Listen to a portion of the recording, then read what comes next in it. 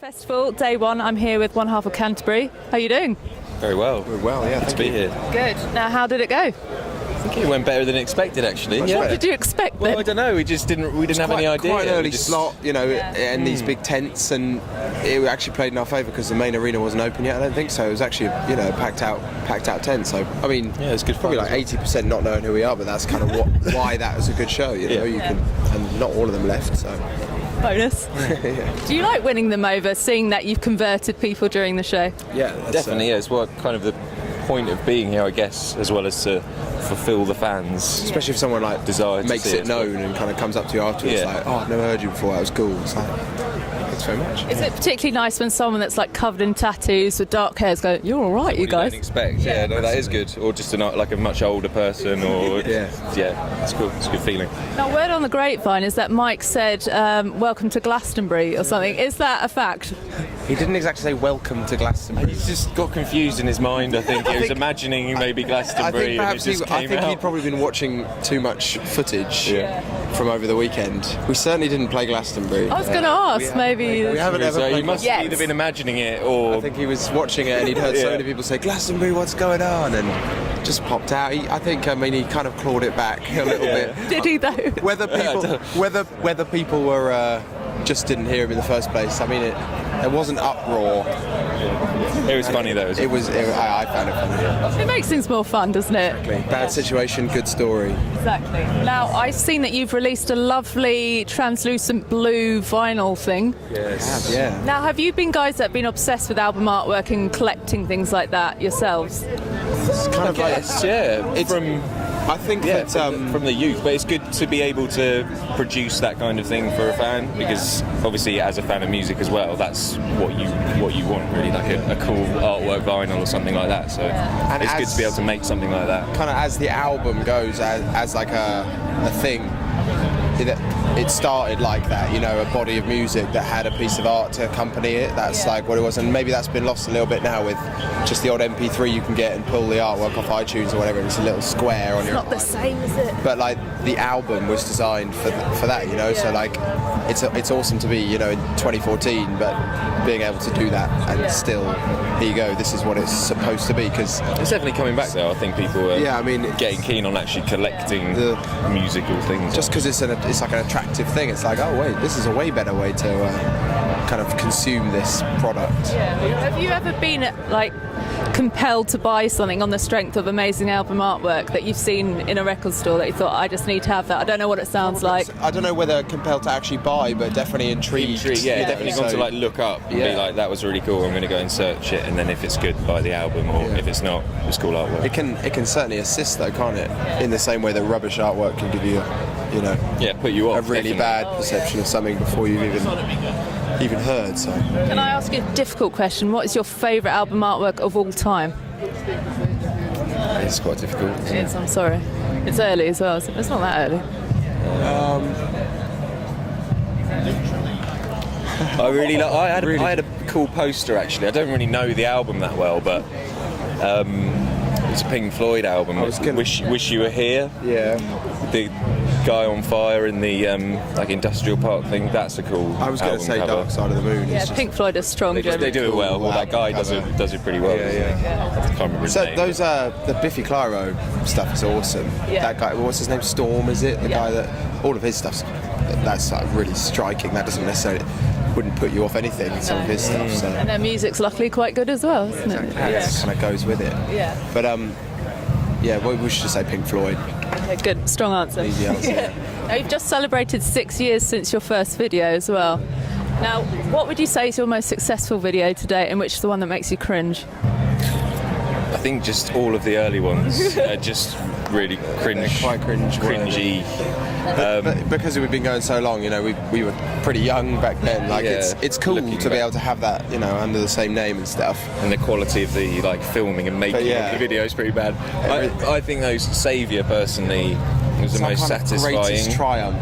because we had the idea ourselves and we put the concept together and put all the work in and got Scott, who was the drummer at the time's brother, to film it, and it was really like just us doing We did it. on a budget of £5 for that No video. way. Yeah, We spent all we on had it. to buy was some reinforced gaffer tape to tape up some cardboard boxes that we were building and then knocking down again. So much more expensive. And like it's cool because it's like stop animation, so It's we like did all these 5,000 after effects. photos Like or something. it's that we're personally very proud of that. It's probably not our most successful, but it's cool. Fans like that one though, don't they? They do. Now, another question. I don't know if you're sick of being asked this, but what do you think I'm going to ask? No, you carry on. Why are you called Canterbury? I wouldn't go that. Gonna say that as well, but that would. What about the whole underrated label that you guys get? So, because I speak to so many bands and they love you, but they say they should be I hate huge. that word because it's like I can't even explain it, but it's underrated. But what is rated?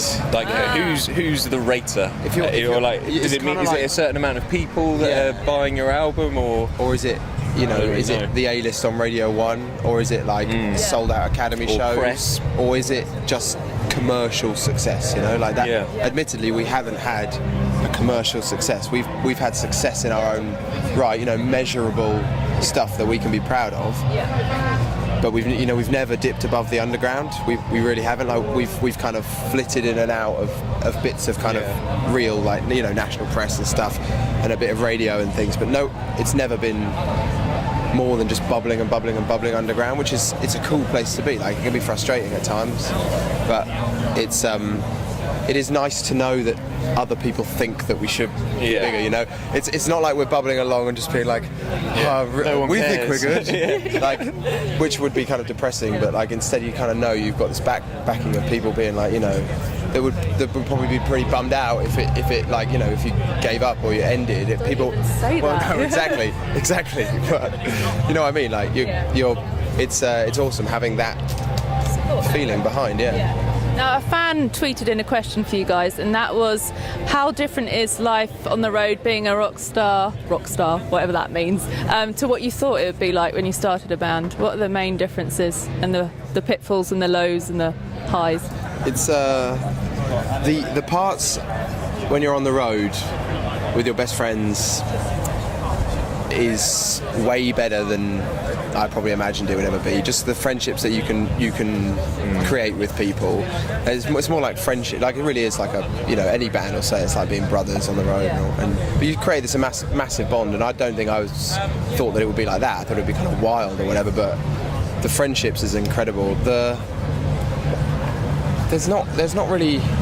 I mean, it's difficult sometimes financially. I suppose that's one of the kind of. Not that I wasn't expecting that, because I probably was expecting that, but I mean, it's. I think it's kind of how I imagined it to be. is. Like, it's kind of really realistic. fun when we're doing it. Yeah. Well, the worst thing is when we're not doing full-time things with the band and we're not busy and stuff. It's like I just want to be getting back and doing that. So Exactly. It's So there's obviously just still the drive, and it's like that's why we want to be doing it all the time, so we can live out what we expected. That's the only unexpected part, is that we're not doing it enough. Yeah. But Do more. yeah, well, we will. But no, we are literally doing what we've wanted to do since we were about like 12 years old or something. So it's like it's great. you can complain about various things, but really, if you look back on it, it's like no, done really so much Quite good, isn't about it? it. Yeah, it's pretty cool.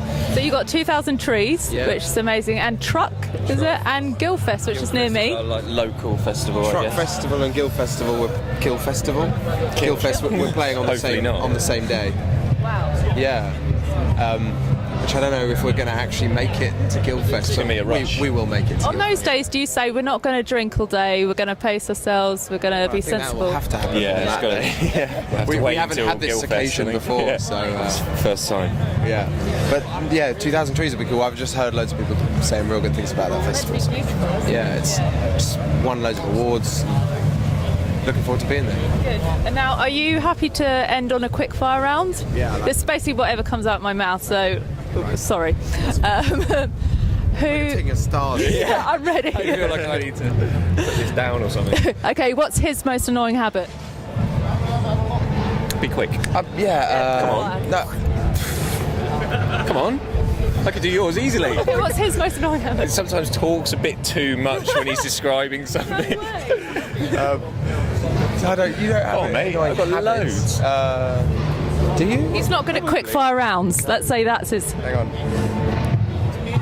No, don't hang on. Just move on to the next question. I'll Okay. answer it at the end. Who, if you had to marry one member of the band, who would you marry? James. Oh, I'd probably marry Luke, yeah. Nice. I've known him for a long We've been time. together a while now. Okay, good. What's your most redeeming features, both of you? Redeeming? Our own personal or the other person's? Pick your own. Redeeming feature? I think I can be quite a motivator sometimes. Oh, good. Sometimes. Good for morale. I like to think that I try and understand other people's situations as much as possible when forming my views, when talking too much about stuff. I think that's why I talk so much about this stuff, because you care I'm trying so to much. understand about everyone's point of view. Try and go through them all. Now, if you're going to get a tattoo of someone's face on your body, who would it be? Whose face? I had a friend who got Bruce Forsyth's once, and I just thought it was incredible. That's good. Was he doing that? It wasn't, but it was good enough. It was a good enough It was portrait. picture perfect. I don't think mine would be Bruce, but oh no, tattoo someone's face. Man or woman? Mila Kunis. Nice, cool. Yeah, you'd like to look at that a lot. Oh, hi. I know. Yeah.